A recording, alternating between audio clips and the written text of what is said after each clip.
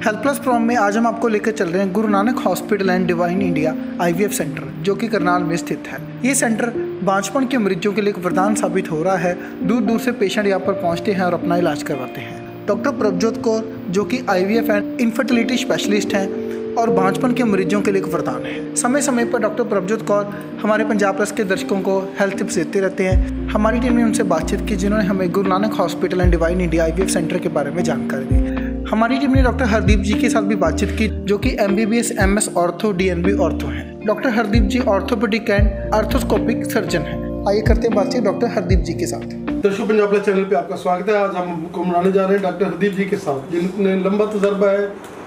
आंखों के फील्ड में। हम गुड्डे चूल्हे बदलने की बात करें, ये गुड्डे बचाने वाले डॉक्टर माने जाते हैं, क्योंकि ये सर्जरी को लास्ट रिजोर्ट मानते हैं। डॉक्टर साहब, स्वागत है आपका हमारे स्पेशल शो में। थैंक यू जी, बहुत बहुत शुक्रिया। डॉक्टर साहब, गुरु नानक हॉस्पिटल जो कि एक आस्था का केंद्र है लोगों के लिए, चाहे हम IVF की बात कर लें, चाहे हम उन पेशेंट्स की बात कर लें जो दर्द से कराहते हुए आते हैं और यहाँ खुशी लेकर जाते हैं, क्या कहना चाहेंगे कि आमतौर पर यह देखा गया है कि जब घुटने हैं या तो लोग बदलने में विश्वास रखते हैं, लेकिन आपका मन हमेशा ये होता है कि ओरिजिनल चीज़ ओरिजिनल ही है और आप बचाने में उसको ज़्यादा कोशिश करते हैं। हरी जी, बिल्कुल आपने ठीक कहा है। क्या है कि घुटने बदलना जो है ना, ये सब डिपेंड करता है कि घुटने की कंडीशन कैसी है। क्या अक्सर कैसा होता है कि सिंपल एक्सरे देख के, एक्सरे में घुटने खराब हुए पड़े हैं तो पेशेंट भी रेडी हो जाता है कि घुटने बदल दो, हैं, और एडवाइस भी किया जाता है कि घुटने चेंज कर दिए जाए। लेकिन एक मोटा क्राइटेरिया ये है कि अगर जोड़ में दर्द बहुत रहता है, जो दवाइयाँ खाने से भी ठीक नहीं होता, और एक्सरे देखा जाए घुटने बहुत ज़्यादा ख़राब हुए हैं, तो ताकि पेशेंट की जो डेली एक्टिविटीज़ है वो टोटली डिस्टर्ब है, डेली अपने काम नहीं कर पाता दर्द के कारण, तो उस कंडीशन में घुटने बदलने चाहिए। अदरवाइज घुटने ना बदल करके, ताकि घुटने जैसे डिपेंडिंग ऑन ग्रेड्स, जैसे कितना ग्रेड होता है, अर्ली ग्रेड है या मॉडरेट ग्रेड है, ज़्यादा ख़राब नहीं है, तो उस कंडीशन में बहुत सारी दवाइयाँ आती हैं और एक्सरसाइज होती है जो हम कर सकते हैं। एक्सरसाइज करने से जो मांसपेशियाँ होती हैं, अपनी मसल्स होती हैं, उनको डेवलप करके उनको स्ट्रॉन्ग किया जाए। तो कुछ दवाइयाँ खा के, जिसको हम बोलते हैं कुछ दवाइयाँ जो लुब्रिकेशन में हेल्प करती हैं, वो खा के, कुछ एंटी इन्फ्लेमेटरी खा के, और इवन कुछ इंजेक्शन भी आते हैं जो जॉइंट के अंदर लगाए जाते हैं, तो वो लगाने से जॉइंट की जो लाइफ है बढ़ जाती है और पेशेंट कई साल तक बिना ऑपरेशन के, बिना जॉइंट रिप्लेसमेंट के रह सकता है। अगर हम घुटने बदलने की बात करें तो आज आप हज़ारों की गिनती में लोगों के घुटने बदल भी चुके हो, क्या कहना चाहेंगे कि आज बिल्कुल सिंपल कंप्यूटर नेविगेशन के साथ होने वाला ऑपरेशन है, जिसके साथ आपको ज़्यादा दर्द भी नहीं होता, आपका हॉस्पिटल में स्टे भी नहीं रहता और ब्लड शेडिंग भी बहुत कम होता है। क्या कहना चाहेंगे कि ये सर्जरी जो है वो नहीं है कि आपने कट करना है, आपने गुड्डे को काटना है, बल्कि आजकल लेप्रोस्कोपिकली आप लोग कंप्यूटर नेविगेशन से ये सेवाएं लोगों को दे रहे हैं? ऐसा होता है कि जो जॉइंट रिप्लेसमेंट होती है, पहले तो बहुत बड़ा एक कट दिया जाता था, उसके थ्रू जॉइंट रिप्लेसमेंट की जाती थी। अभी मिनिमल इन्वेजिव सर्जरी है, जिसके अंदर क्या करते हैं, छोटा इंसिजन होता है, छोटा कट होता है, जिससे ब्लीडिंग कम होती है, खून कम बहता है और जो मरीज होता है वो भी जल्दी अपने काम पे चला जाता है। और कंप्यूटर नेविगेशन से प्रिसीजन होती है जॉइंट्स कट्स की, क्योंकि जो जॉइंट्स डाला जाता है तो उसकी जो प्रिसीजन होती है वो बढ़ जाती है एज़ कम्पेयर टू, क्योंकि बाकी जगह क्या होता है इंस्ट्रूमेंट पर डिपेंड करता है, और जो ह्यूमन एरर होता है वो कंप्यूटर नेविगेशन से ख़त्म हो जाता है। जैसा अगर हम चूल्हे की बात करें तो आपने बहुत बड़ी बड़ी उम्र के लोग हैं, उनकी भी आपने चूल्हे बदलकर उनको नई जिंदगी दी है। क्या कहना चाहेंगे कि दर्द से कराने से बेटर ये है कि आप लोग चूल्हे बदला ही लें और चूल्हे बदलाने के बाद भी एक हेल्दी लाइफ आप लोग लीड कर सकते हैं? ऐसा है कि अगर चूल्हे खराब हो चुके हैं, अगर कुल्ले खराब हो चुके हैं, हड्डी जो गोला होता है हड्डी का वो खराब हो चुका है, या जॉइंट आर्थराइटिस के कारण खराब हो चुका है, और जो मरीज है वो हमेशा दर्द में ही करा रहा है, तो उस कंडीशन में बेटर होता है कि जॉइंट को बदल करके नया डाला जाए, ताकि आदमी जो अपनी लाइफ है, पर्सनल लाइफ है, वो थोड़ी एक्टिव हो जाए और अपने काम इंडिपेंडेंट करने लग जाए। क्योंकि हर एक आदमी चाहता है कि अपनी जो लाइफ है पेन फ्री हो, दर्द के बिना हो, दर्द रहित हो, और सारे काम रूटीनली खुद कर पाए, रादर कि किसी और पर डिपेंड करे। वो डिपेंडेंट लाइफ नहीं चाहता कोई भी आदमी, कोई भी इंसान नहीं चाहता, हर चाहता है कि मैं खुद करूँ। तो उस कंडीशन में बेटर ये होता है कि अगर घुटने या कुल्ले जो भी ख़राब हो चुके हैं तो उनको जल्दी बदलवा लिया जाए, अगर ख़राब ज़्यादा हो चुके हैं तो जल्दी बदलवा दिया जाए, ताकि तो पेशेंट है अपनी एक्टिविटी पे जल्दी वापस आ जाए, अपने काम खुद कर सके और किसी पर डिपेंडेंट ना हो। डॉक्टर साहब, ये आपको का एक कंप्लीट हॉस्पिटल है जिसमें फिजियोथेरेपी यूनिट भी है और आप काउंसलर के तौर पर भी सलाह दे रहे हैं लोगों को कि भाई गोल्डन जो लोगों को बदलने के लिए और आपको लंबी ज़िंदगी गुजारने के लिए, आपको दर्द से रहित होने के लिए एक्सरसाइज, डाइट चार्ट, वो सभी यहाँ सेवाएं चल रही हैं और साथ साथ में यहाँ फिजियोथेरेपी का यूनिट है। क्या कहना चाहिए? देखिए, एक तो कोई भी सर्जरी होती है उसमें 2 पार्ट इम्पोर्टेंट होते हैं। एक तो हो गया ऑपरेशन, ये ऑपरेशन सर्जन ने तो ऑपरेशन कर दिया, लेकिन जब तक पेशेंट अपना साथ नहीं देता एक्सरसाइज करने के लिए, इसको हम बोलते हैं रिहैबिलिटेशन। सर्जरी के बाद पेशेंट को खुद एक्सरसाइज करके पूरी एक्टिविटी वापस पूरे काम करने होते हैं। जब तक सर्जरी करने के बाद दर्द होती है और जॉइंट स्टिफनेस होने के चांस रहते हैं और मसल वीकनेस के चांस रहते हैं, अगर पेशेंट खुद रेगुलर एक्सरसाइज करता है, फिजियोथेरेपी करता है, तो उस कंडीशन में जो सर्जरी की होती है उसका रिजल्ट होते हैं वो दुगने हो जाते हैं। पेशेंट जल्दी अपने काम पे वापस आता है और अगर वो रेगुलर एक्सरसाइज करता है, साथ साथ पूरे प्रोग्राम को फॉलो करता है। क्योंकि कोई भी सर्जरी करने के बाद, जैसे जॉइंट रिप्लेसमेंट की आती है, हिप की, नी की, वो करने के बाद हम पेशेंट को एक प्रोटोकॉल देते हैं, प्रोग्राम देते हैं कि इस प्रोग्राम रही तो आपने एक्सरसाइज रेगुलरली करनी है। अगर वो उसी पैटर्न से करता रहता है तो उसकी जो एक्टिविटी होती है, उसकी जो वापस आने की एक्टिविटी होती है वो फास्ट हो जाती है, ताकि वो जल्दी अपने काम पे वापस जा सकता है। डॉक्टर साहब का बहुत बहुत धन्यवाद, आपने हमें समझ दिया। आप इंस्टीट्यूशन है, आपके पास लंबे डेटाज है, हमें समझ देने के लिए बहुत बहुत धन्यवाद। थैंक यू ऋषि। दर्शकों, पंजाब प्लस चैनल पे आपका स्वागत है। आज हम आए हैं डॉक्टर परमजोत, एक ऐसा नाम जिन्होंने हमेशा पंजाब प्लस के साथ लोगों को अवेयर किया है, और ये अवेयरनेस है जो अबाउट 17 साल से चल रही है, जब से हमने चैनल को स्टार्ट किया है। दूरदर्शन पे डॉक्टर साहब आते होते थे, उसके बाद पंजाब प्लस के ऊपर, और हमेशा इन्होंने हमारा साथ दिया है पंजाब प्लस का। और सबसे बड़ी बात है कि ये अवेयरनेस वाले डॉक्टर हैं, ये काउंसलर डॉक्टर हैं। जो पेशेंट इनके पास आता है बहुत ही थका हारा आता है, 2 IVF फेलर होते हैं, जब डॉक्टर साहब के पास आता है ई जोन में ये लेकर जाते हैं और उस पेशेंट को नई जिंदगी मिल जाती है और वो बिना कई बार IVF के भी कंसीव कर जाते हैं। डॉक्टर साहब, स्वागत है आपका हमारे स्पेशल शो में। Thank you Richie. डॉक्टर साहब, जैसे आप एक बहुत ही नज़दीकी निगाह से साथ सोसाइटी को देखते हैं, और जैसे पिछले दिनों में यंग ब्लडर्स बहुत ज़्यादा जो लॉस हुआ उनका हार्ट अटैक के साथ, उसके लिए भी आपने कोशिश की कि मैं लोगों को अवेयर करूं। आप एक गायनेकोलॉजिस्ट हैं और साथ में एक ऐसे इंसान है जो हमेशा लोगों के लिए सोचते हैं कि नहीं, हमने ज़िंदगी में कुछ ना कुछ करना है, और उसी के तहत आप लोगों को अवेयरनेस हमेशा करते रहते हैं। Thank you Richie for your kind words. मुझे ये शब्द सुन के हमेशा ही बहुत खुशी होती है कि कम से कम एक जर्नलिस्ट होने के नाते आपकी बातें कहीं ना कहीं बहुत से दिलों को, मुझे लगता है कि प्रभावित करती होंगी, छू लेती होंगी।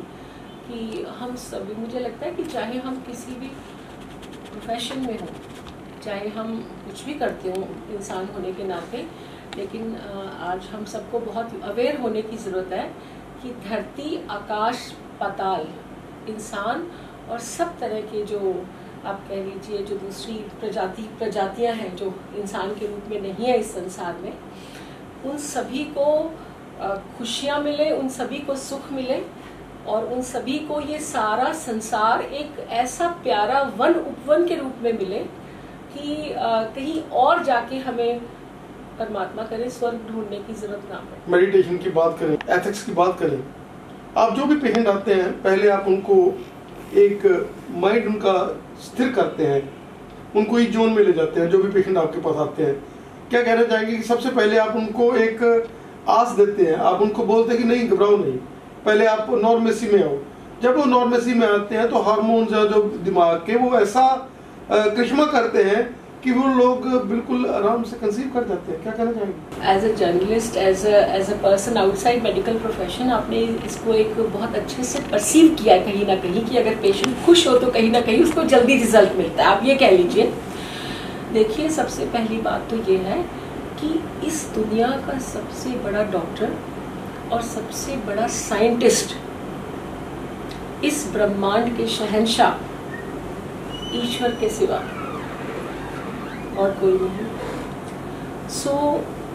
और दूसरी बात यह है कि the highest form of medicine on earth, इस पूरे ब्रह्मांड में, संसार में, यूनिवर्स में सबसे उच्च कोटि की दवाई का नाम है खुशी, हैप्पीनेस। और मुझे लगता है कि अभी साइंस के अंदर बहुत सी चीज़ों के ऊपर से पर्दा हट चुका है। जो जिस तरह से इंसान एक मास्टरपीस ऑफ क्रिएशन क्रिएट किया परमात्मा ने, उसको कहते हैं जी रिसर्च हो गई, इसमें ये रिसर्च हो गई और ये अब एविडेंस बेस्ड मेडिसिन है कि बार बार यही तथ्य सामने आते हैं। और कुछ चीज़ों से पर्दा उठना, बहुत सी आप लगा लीजिए 60-70% से चीज़ें अभी पर्दा उठना बाकी है। एंड सबसे अच्छी बात यह है, सबसे अमेजिंग कह लो, सबसे मिराकुलस बात यह है कि इस ब्रह्मांड के अंदर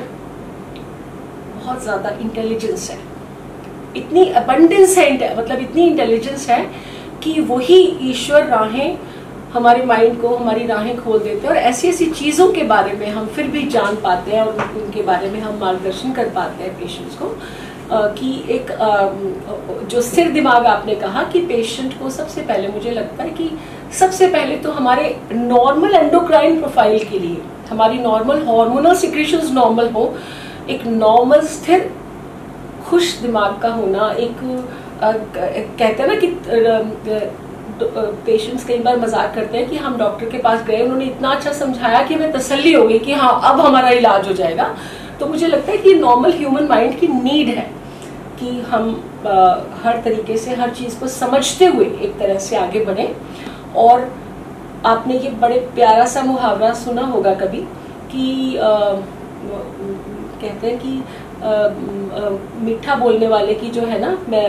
मीठा बोलने वाले की मिर्च भी बिक जाती है और कड़वा बोलने वाले का शहद भी नहीं बिकता। बट हमारे प्रोफेशन में मीठा या कड़वा बोलने से ज़्यादा अच्छा है कि वो सच्चे मन से, इस भावना से कि जो भी तथ्य है वो पेशेंट के सामने रखे जाए और उसको एक बड़ी ही रियलिस्टिक, बड़ी सच्ची सुच्ची काउंसलिंग की जाए कि अगर ऐसा पेशेंट है तो इस राह से चल के सानू की रिजल्ट मिलेगा। बिकॉज ये सच्ची सुच्ची काउंसलिंग बहुत ज़रूरत है, हमारी नीड ऑफ द आवर है। ताकि कई बार अगर हमें 5 बार बुरा रिजल्ट मिलके भी हमें सफलता तक पहुंचना है, अगर पेशेंट को पता होगा तो हमारा वो बहुत साथ देता है, जब तक कि उसे सफलता ना मिल जाए। नसर, आपने अपनी जिंदगी में हजारों की गिनती में पेशेंट्स को संतान सुख की प्राप्ति दिलाई है, क्योंकि पहले लोग बोलते थे कि हम बाबा जी के पास जाते हैं, ऐसे करते हैं, और आपने ये मिरेकल जो है वो संभव किए हैं। आपकी जिंदगी का सबसे खुशी वाला दिन कौन सा था जब आपको लगा हो कि नहीं यार ये नहीं होगा, और वो चीज़ भी भगवान की दया से, क्योंकि आप बहुत ही एथिक्स वाले हैं, इंसान हैं और हमेशा भगवान के ऊपर पूरा पूरा भरोसा करते हैं और अपने पेशेंट्स को भी भरोसा कराते हैं। कौन सा वो खुशी का दिन था जब आपको लगा हो कि नहीं यार नहीं होगा ये, लेकिन फिर भी भगवान ने वो जो है पॉसिबल कर दिया? मैं आपको एक बात बताना चाहूँगी कि हम सभी ईश्वर से अपने बच्चों को भी हम यही सिखाते हैं कि कुछ ऐसा हम सबका जीवन, हम सबकी ज़िंदगी हो कि एक पल नहीं, ना एक पल ना एक दिन, बस कुछ ऐसे अच्छे, कुछ ऐसे मुझे लगता है सारा जीवन ना एक आपके कर्मास की रिफ्लेक्शन है। आप अच्छे कर्म करो, आपको ज़रूर खुशी मिलेगी। तो मुझे लगता है और ये हमारे बस में भी है, भगवान ने हमारे हाथों में दिया है। तो हमें सबको, हम अपने बच्चों को भी यही तरह से इंस्पायर करते हैं कि हे ईश्वर, हम इस तरह से ज़िंदगी में आगे बढ़ें कि ऑलमोस्ट क्या हर पल एक सेलिब्रेशन बन जाए, ईश्वर करे, और हर पल दिवाली हो, हर पल अच्छा हो। और ये हम प्राप्त कर सकते हैं। गॉड ने एक बहुत बड़ी पावर दी है इंसान को उसके कर्मों के रूप में। चाहे फल हमारे हाथ में नहीं है, लेकिन कर्म एक, मुझे लगता है कि एक बहुत बड़ी चीज़ है जो ईश्वर ने हमारे हाथ में दे दी है। क्या कहना चाहेंगे कि इनफर्टिलिटी जिसका कि पूरा पूरा संबंध दिमाग से है, उस इनफर्टिलिटी के पेशेंट्स को जब आप ट्रीट करते हैं, आपने आज तक हजारों पेशेंट्स को ट्रीट किया है, मेल फीमेल दोनों को आप लोग काउंसल करते हैं। सबसे बड़ी बात है कि मेल्स हैं जो वो इतना ज़्यादा टेंशन नहीं लेते, लेकिन फीमेल्स हैं जो बहुत ज़्यादा टेंशन लेती हैं। आप जिस तरह से उनको ये जोन, उनका माइंड सेटअप, जैसे काउंसलिंग आपकी, और सबसे बड़ी बात है कि आप पहले काउंसलिंग करते हैं। लोग पहले मेडिसिन देते हैं और पहले काउंसलिंग करते हैं। आपका माइंड ये होता है कि मैं पहले अपने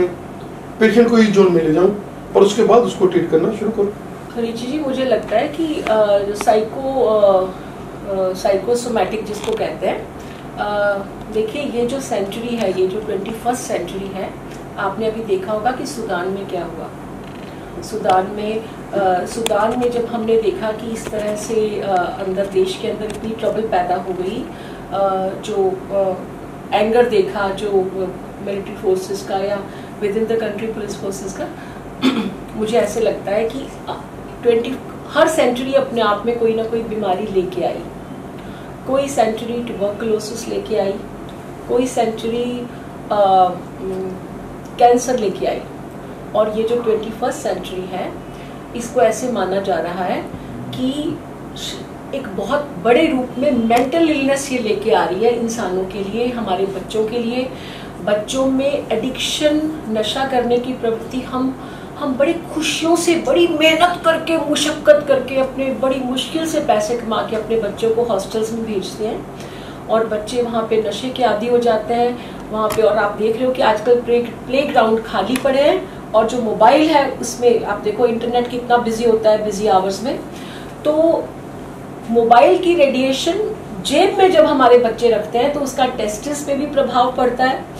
जितनी खुराक और जिस हिसाब का एक्सरसाइज और जिस हिसाब की खुशियां और जिस तरह की स्ट्रेस फ्री जिंदगी हमें गॉड का हुक्म था कि इस तरह की जिंदगी हमारे धरती पे जो इंसान भेजा उसकी होगी, तो उसके जीवन में बीमारियां नहीं होंगी। आज सब कुछ उलट हो चुका है। ऑलमोस्ट पूरे हिंदुस्तान में बहुत लोगों को थायराइड हो चुकी है। आप देखोगे कितनी कीड़े मार दवाइयां हमारी फसलों में, जितने भी केमिकल है हमारी फसलों में, वो सारी हमारी थायराइड की ग्रंथियां, और थोड़ी बड़ी उम्र में जाके हाई ब्लड प्रेशर, शुगर, 1000 तरह की बीमारियों से हमें प्रभावित करते हैं। उससे हमारी हड्डियां कमजोर भी हो सकती है, और जिसके फलस्वरूप जल्दी फ्रैक्चर्स और हर तरह की इंसानियत पे इसका असर। और मैं यही कहूंगी कि इनफर्टिलिटी एज सच दिमाग से रिलेटेड बीमारी नहीं है एज सच। देखो सारी सृष्टि खुशी चाहती है, वो एक अलग बात है, और अगर हमें खुशी नहीं मिलती तो हम मेंटली कहीं ना कहीं प्रभावित होते हैं। वेस्टर्न कंट्रीज में डिप्रेशन बहुत कॉमन है। मैंने इंग्लैंड में 4 साल काम किया और देखा कि every 3rd lady who would come into my OPD is depressed. वो एंटी डिप्रेसेंट गोलियां खा रहे हैं। हमारे समाज में थोड़ा सा ये कम कॉमन है, थोड़ा उनका कल्चर हमसे डिफरेंट है। तो मैं चाहूंगी कि आप एक बार सवाल दोबारा पूछें। हाँ, यहाँ यस नाउ मैं आपसे ये कहना चाहती थी कि इनफर्टिलिटी किस, देखिए चाहे हम टेस्ट ट्यूब बेबी के डॉक्टर हैं, कह लीजिए कि टेस्ट ट्यूब बेबी या इससे रिलेटेड हर तरह के इलाज, एक तरह से IVF के स्पेशलिस्ट हैं, इनफर्टिलिटी यानी निसंतानता के जिनको प्रॉब्लम्स थी, उनके इलाज में अपना जीवन हमने खुशियों से उनकी सेवा में लगाना चाहा या उनके लिए काम करना चाहा, और परमात्मा ने बहुत खुशियाँ बख्शी।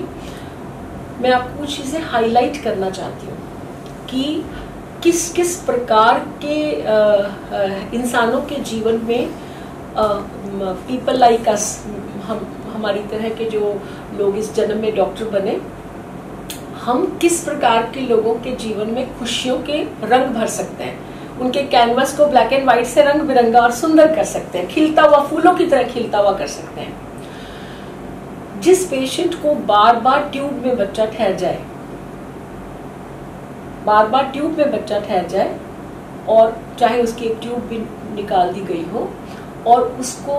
बार बार टेस्ट ट्यूब बेबी भी फेल हो रहा हो, इस तरह के पेशेंट के जीवन में अगर उसको थोड़ी सी भी अपनी आशा है कि शायद मेरा कभी नेचुरल हो जाए, मेरे इतने बार टेस्ट ट्यूब बेबी फेल हो गए, या ऐसे इंसान को आप कह लीजिए कि इस तरह के लोग,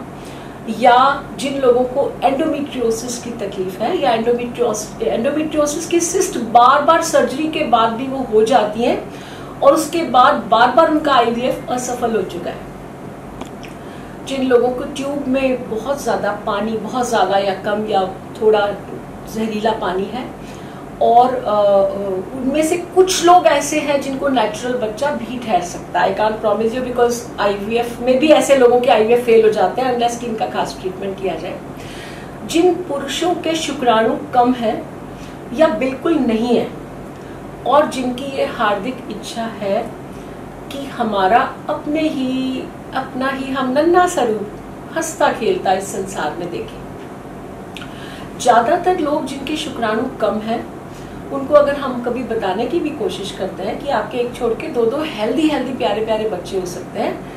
तो एक पल के लिए वो विश्वास नहीं करते हैं और बोलते हैं नहीं डॉक्टर साहब वो डोनर सीमन से यानी बैंक वाले सीमन से ही करा दीजिए, हम हार चुके हैं। कुछ बहुत से पेशेंट्स ऐसे हैं जो बाहर से आईवीएफ करवा के बहुत जैसे अपनी टेस्टिकुलर बायोप्सी के द्वारा आईवीएफ ट्राई कर चुके हैं और उनके अपने बच्चे बने ही नहीं उस प्रोसेस में। इस तरह के पेशेंट्स जिनकी हार्दिक इच्छा हो कि जिनमें पॉसिबल हो, हर एक में पॉसिबल नहीं होगा, कि जिनमें इच्छा हो कि एक बार हम जिंदगी में ट्राई करें, शायद हमें अपना ही नन्हा सा रूप देखने को मिल जाए। तो क्योंकि ये सब चैलेंजिंग केसेस हैं जिनको हम चाहते हैं कि जो पार हो जाए, तो इस तरह की। और मैं ये कहूँगी कि बहुत से हमारी बच्चियां हैं जिनको टेस्ट ट्यूब बेबी बार बार फेल हो चुका है और उसमें से भी काफ़ी सारे हमारे पेशेंट्स ऐसे हो सकते हैं। मैं अपने जो है अपनी प्रैक्टिस के बारे में बोल रही हूँ, it's not a text book this thing explanation, जिनका बहुत बार टेस्ट ट्यूब बेबी फेल हो चुका हो लेकिन जिनकी हार्दिक इच्छा हो कि शायद कभी सच्चे दरबार में उनकी अरदास सुनी जाए, शायद कभी एप्लीकेशन अर्जी मंजूर हो जाए और हमारा नेचुरल हो जाए। तो इस तरह के पेशेंट्स अगर उनकी अंडेदानी काम कर रही है तो हम उनका नेचुरल ऐसी आस लेके हमारा फ़ायदा उठा सकते हैं। और हमारे बहुत से बच्चे हैं, बच्चियां हैं जिनको देखिए ये कुछ चीज़ें समाज में इंसानों को पता ही नहीं है। एक तरह से जब भी किसी हस्बैंड या किसी मतलब फैमिली में किसी निसंतान दंपति में अगर हस्बैंड का सीमन नील होगा या हस्बैंड के सीमन में फ्लक्चुएशन होगी, कभी सीमन अच्छे हो जाते हैं और कभी डिप मार जाते हैं, पुरुषों को गॉड ने, परमात्मा ने ज़्यादा इम्यूनिटी, बीमारी से लड़ने की ताकत ज़्यादा अच्छी दी है कंपैरेटिवली। लेकिन स्त्री का शरीर एक रिजर्वॉयर की तरह काम करता है, उसकी ट्यूब सारी उसकी इन्फेक्शन समेट सकती हैं। अगर हस्बैंड की प्रॉब्लम किसी तगड़ी क्रॉनिक इन्फेक्शन की वजह से है तो स्त्री के ट्यूब में जहरीला पानी का आना, इवन ऐसी सिस्ट बनना अंडेदानी में, जिसके बारे में लोग कहे कि जी स्त्री को ही प्रॉब्लम है, उसकी ट्यूब का काम ना कर पाना और हजारों बार आईवीएफ फेल हो जाना और पति की सारी इन्फेक्शन स्त्री की बच्चेदानी की झिल्ली में आके उसमें सोजिश हो जाना, जिसकी वजह से टेस्ट ट्यूब बेबी 2, 4, 5, 7 बार करके भी बच्चे की बत्ती जल के बुझ जाना या मिसकैरेज हो जाना या बच्चे का प्रफुल्लित ना हो पाना या बच्चे को जब पहले 3 महीने में बच्चे के अंग बन रहे हैं उस वक्त अंगों पे प्रभाव हो जाना या उसका अंडेदानी में घुस के उन तकलीफों का अंडेदानी की पावर का कम हो जाना, अंडेदानी की बत्ती बुझ जाना या अंडेदानी का रिजर्व कम होना या उसकी ताकत का कम होना या फेल हो जाना। तो ऐसे बहुत से पेशेंट्स हैं जिनके जीवन में अगर उनकी उम्र खासकर अगर 40 से कम है, 39, 38 से कम है, एंड समटाइम्स हमें अब 43, 44 की एज में एक पेशेंट मुझे आपसे बात करते हुए याद आ रहा है जो हमारे पास उस ज़माने में, देखिए आज कानून बदल चुका है, आज हम सारे काम बैंक के थ्रू करेंगे जिनको, लेकिन ऑलमोस्ट सभी को ये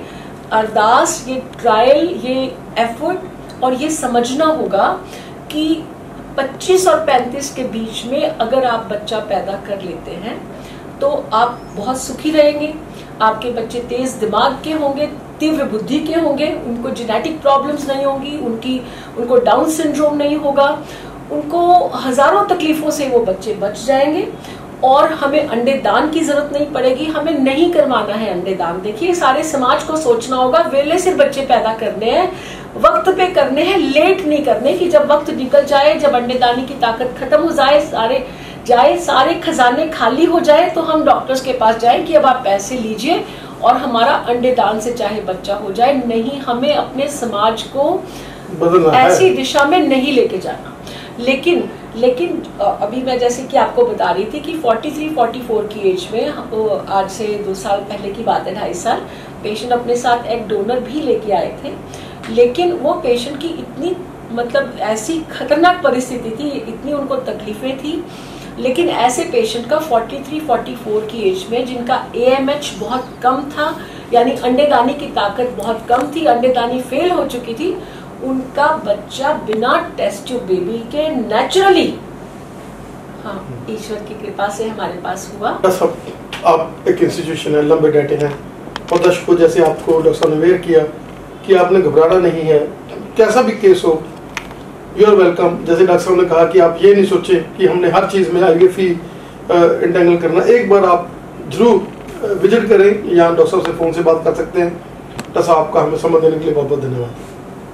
थैंक यू।